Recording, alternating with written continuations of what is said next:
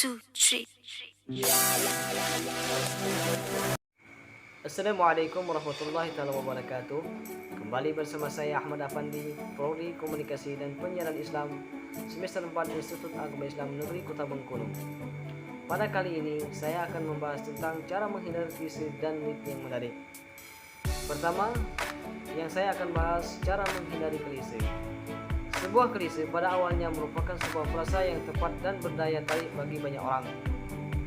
Tetapi orang banyak itu menggunakan ungkapan tersebut secara berlebihan, yang seringkali merusak artinya aslinya yang segar dan tepat. Misalnya kata ihwar atau akan halnya. Untuk mengganti kata tentang seringkali digunakan oleh wartawan sehingga menjadi usang atau menjadi klise.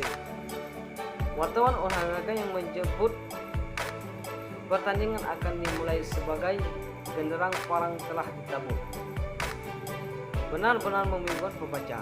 Secara singkat, sebagai penulis, tugas wartawan olahraga itu dapat dinyatakan secara sederhana, menceritakan apa yang terjadi secara jelas dan tepat. Ia memang tidak akan selalu dapat menghindari kata-kata klise, tapi ia selalu ingat bahwa kata-kata klise itu merugikan dirinya. Tentang berita olahraga itu sendiri, strukturnya sama saja dengan yang digunakan oleh para wartawan gigs lainnya di semua surat kabar. Kadang-kadang berita olahraga akan ditulis secara strike, dan pada waktu yang lain, ketika diperlukan, berita olahraga dapat ditulis sebagai news filter dengan jenis lead apa saja yang bisa menarik dan menyeret pembaca ke dalam tubuh berita.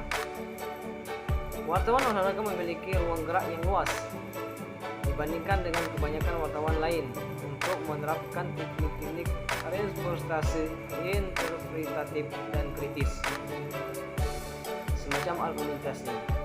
Ia harus mengetahui bagaimana caranya mengisi hasil pertandingan atau skor atau data statistik yang biasanya disajikan oleh surat kabar dalam meliputi berbagai pertandingan.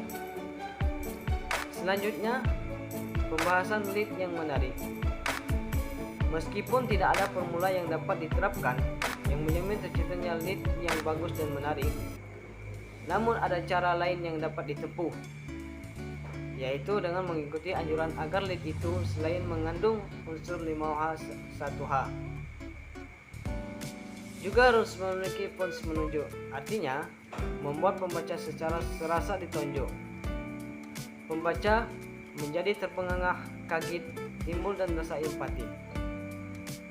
Jadi gunakanlah kalimat sederhana tetapi mengena.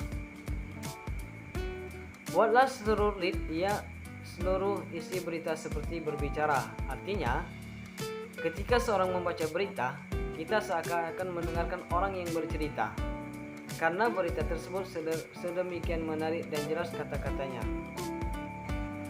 Untuk menguji apakah sebuah lead itu berbicara adalah dengan membacanya keras-keras. Kalau kita membacanya dengan tengah-tengah, berarti lead itu terlalu panjang. Coba perhatikan contoh di bawah ini. Desakan tokoh konsultan Indonesia, Profesor Insinyur Rusino, agar pemerintah menyusun rencana induk kehutanan. Didukung sepenuhnya oleh Dr. Ahmad Sumerto, Ketua Jurusan Ekonomi Kehutanan Universitas Gadjah Mada. Ini menegaskan hari Kamis, rencana induk semacam itu memang mutlak diperlukan, apalagi mengingat sifat-sifat industri kehutanan yang membutuhkan pemikiran jangka panjang.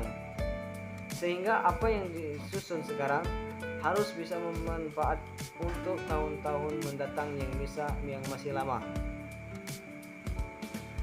Alihnya pemberita di atas terlalu panjang sehingga sulit digolongkan sebagai lead yang berbicara. Mungkin artinya kita dalam penulisan lead itu harus menggunakan kata-kata yang pendek, jangan terlalu panjang, agar pembaca merasa kaget atau timbul rasa empati terhadap bahasan-bahasan mengenai berita.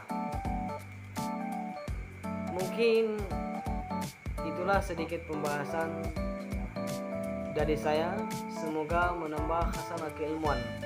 Apabila terdapat keliruan atau kesalahan, saya mohon maaf, dan kepada Allah saya tak lupa mohon ampun. Allahumma fiq ila aqwamit thariq. Assalamualaikum warahmatullahi taala wabarakatuh.